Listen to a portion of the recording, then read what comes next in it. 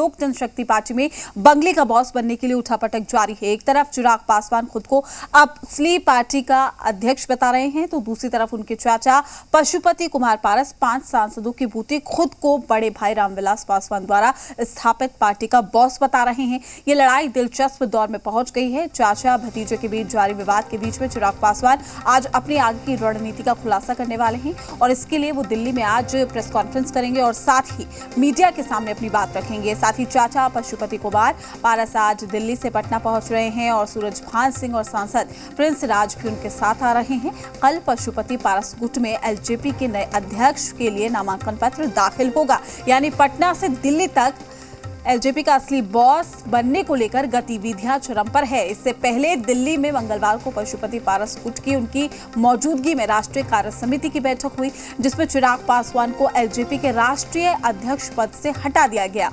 5 दिनों के अंदर राष्ट्रीय परिषद की बैठक होगी, जिसमें राष्ट्रीय अध्यक्ष के चयन पर फैसला किया जाएगा। साथ ही चिराग गुट की भी बैठक हुई है।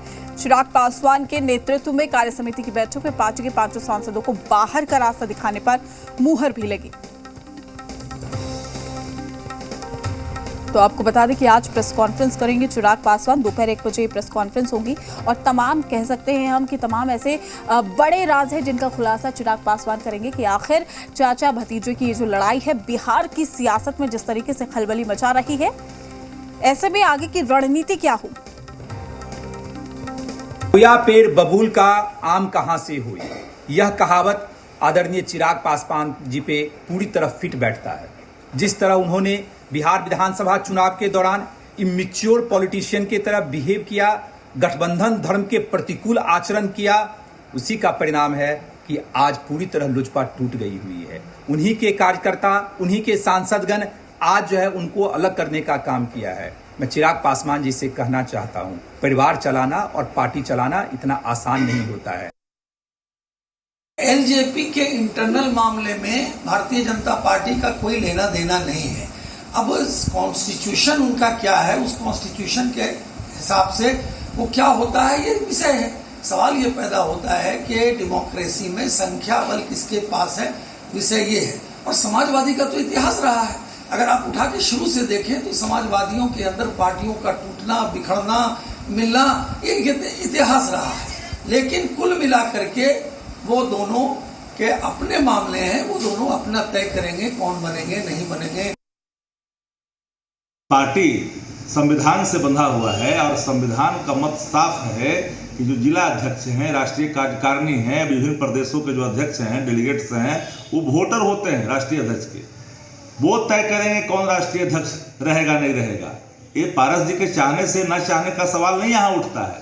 इसलिए अभी तक बंगले पर जो कब्जा है वो चिराग पासवान जी का। चिराग पासवान जी ने 5 लोगों को पार्टी से बाहर का रास्ता दिखाया, उनका प्रोगेटिव है। तो दल के विरोध में आचरण करेगा तो स्वाभाविक तौर पर बाहर का रास्ता दिखाएगा राष्ट्रीय अध्यक्ष। पार्टी का स्वामित्व किसके पास रहेगा ये कभी सांसद और एमएलए तय नहीं करता है। हमेशा उस पार्टी के राज्य परिषद के सदस्य और कार्यकारिणी के सदस्य तय करता है। हमें लगता है कि रामविलास पासवान जी ने जिस प्रकार से अपने दल का फैलाव संपूर्ण देश में किया था, इसमें कहीं दो राय नहीं है कि असली एलजेपी का राष्ट्रीय अध्यक्ष चिराग पासवान को ही होना चाहिए। वहीं इस पूरे मामले में तमाम जानकारी के साथ पटना से नवजीत हमारे संवाददाता और दिल्ली से नेहा हमारी संवाददाता हमारे साथ जुड़ी हुई है। नेहा, सबसे पहले आपसे जानने की कोशिश होगी, आज चिराग पासवान प्रेस कॉन्फ्रेंस करेंगे, उसको लेकर क्या कुछ अपडेट आपके पास? देखिए, चिराग पासवान सामने आएंगे खुल के, क्योंकि कल उम्मीद की जा रही थी कि कल ही मीडिया से बातचीत करने के लिए चिराग पासवान आते हैं, लेकिन कल वो नहीं आए। राजू तिवारी जो प्रदेश अध्यक्ष हैं वो सामने आके मीडिया से रूबरू होते हैं, मीडिया से बातचीत करते हैं। आज भी देखिए प्रीति, उम्मीद जताई जा रही है चिराग पासवान आएंगे और मीडिया से बातचीत करेंगे। कहीं से भी ये सटीक जानकारी नहीं है कि चिराग पासवान प्रेस कॉन्फ्रेंस करेंगे। चिराग पासवान किस वक्त क्या कर रहे हैं इस वक्त फिलहाल किसी को भी अनुमान लगाना तक मुश्किल हो रहा है, क्योंकि उनके हाथ से पार्टी जिस तरीके से जा रही है, कहीं ना कहीं बौखलाहट और हड़बड़ाहट में कई तरह के फैसले लिए जा रहे हैं। और अब इस पार्टी का जो पूरा का पूरा पॉलिटिक्स है वो इस घर पे प्रीति निर्भर हो गया। ये देखिए चंदन सिंह नवादा सांसद ये घर है और यहीं पे सूरजभान सिंह इस वक्त भी मौजूद है और आज सूरजभान सिंह पशुपति पारस सभी बिहार जाएंगे, पटना जाएंगे और वहां पे फिर बैठक होगी। बैठक के बाद चुनाव तय किया जाएगा। चुनाव में जो भी कार्यकारिणी सदस्य हैं उनको कहा जाएगा कि वो अपना मत दे कि वो किसको चुनना चाहते हैं। लेकिन एक जरूरी बात प्रीति, इसमें नामांकन के लिए उम्मीदवार को बुलाया गया। अगर चिराग उस नामांकन में नहीं जाते हैं तो पशुपति पारस एकमात्र रहेंगे।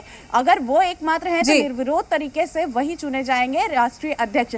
लेकिन वहां चिराग का भी कहना, उन्होंने भी कार्यकारिणी बैठक कर ली है, करीब 51 सदस्य उनके साथ है, यानी 76। और जब हमने पारस जी से इसकी जानकारी ली तो उन्होंने कहा चुनाव आयोग के पास कार्यकारिणी सदस्यों की कोई डिटेल नहीं है, कोई लिस्ट नहीं है। इसका मतलब कि या तो चिराग पासवान की तरफ से झूठ आ रहा है कि उन्होंने बैठक की या धरफराहट। नेहा बिल्कुल, देखिए मैं आपके पास लौटूंगी। नवजीत हमारे साथ जुड़े हुए हैं। नेहा बिल्कुल मैं आपके पास लौटूंगी। नवजीत, दिल्ली में हमने देखा किस तरीके से पूरी तरीके से खलबली है और बैठकों का सिलसिला शुरू हो गया है। आज पशुपति पारस भी पटना पहुंचेंगे। पटना में किस तरीके की स्थिति? देखिए पटना में देखिएगा तो मैं बता दूं कि पशुपति पारस के पक्ष में यानी उनके स्वागत के लिए जो सड़कें हैं पूरे होर्डिंग से अटे पड़े हैं।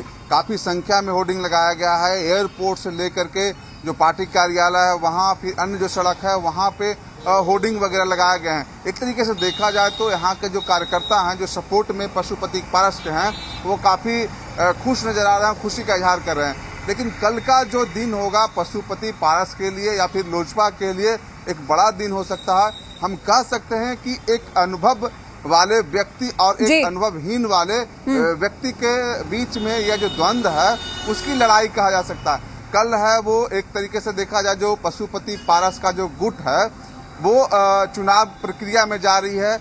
चुनाव अधिकारी की एक तरीके से देखा जाए तो घोषणा कर दिया गया है। कल 3 बजे तक नामांकन करना है, 4 बजे तक नाम वापसी की बात है। तो कल का जो दिन होगा वो चिराग और पशुपति के लिए खास होगा।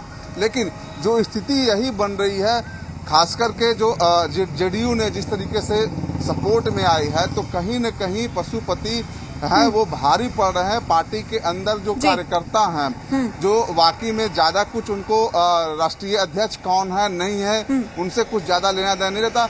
लेकिन कहीं न कहीं जिस तरीके से बिहार विधानसभा में जो चिराग पासवान की नीति रही है, जो नीति के लिए एकदम धराशायी हो गई थी, उसको लेकर के कार्यकर्ता हैं, खास करके जो जिस वर्ग के जो वोटर हैं उस वर्ग में थोड़ी नाराजगी तो रही है कि जो तरीका रहा था बिहार विधानसभा चुनाव में वो कहीं न कहीं पार्टी के लिए एक नुकसान दे रहा और उसी की वजह है कि आज यह सब कुछ देखने को मिल रही है। दूसरी बात देखिए कि चिराग पासवान है वो सामने नहीं आ रही। हमारे सहयोगी बता रही हैं कि उनके पास क्या नीति है, कैसी नीति है, वो खुल के सामने नहीं आते हैं। कल एक फोटो जरूर जारी किया गया था कि घर के सामने से किस तरीके से वो खड़े हैं, दरवाजे बंद है। तो इस तरीके के जो मीडिया बाजी है वो कर रहे हैं। लेकिन मीडिया वालों को सही जानकारी नहीं दिया जा रहा है चिराग की तरफ से कि क्या कुछ कर रहे हैं, कितनी संख्या बल है, क्या कुछ है। देखिए सारा का सारा जो मामला है अब चुनाव आयोग के पास जाएगा कि चुनाव आयोग किस तरीके से क्या कदम उठाता है। बिल्कुल नवजीत, जिसका आप जिक्र कर रहे थे कि चिराग पासवान आखिर मीडिया से मुखातिब क्यों नहीं हो रहे, नेहा भी उसी का जिक्र कर रही थी कि सटीक जानकारी नहीं है। लेकिन हो सकता है, उम्मीद है कि आज चिराग पासवान जो है वो प्रेस कॉन्फ्रेंस करे, रणनीति को साफ करे। नवजीत आपका शुक्रिया, नेहा आपका भी शुक्रिया। तमाम अपडेट हम आपसे लेते रहेंगे। चलिए अब बात करेंगे एलजेपी में कुर्सी किसके पास होगी, इस पर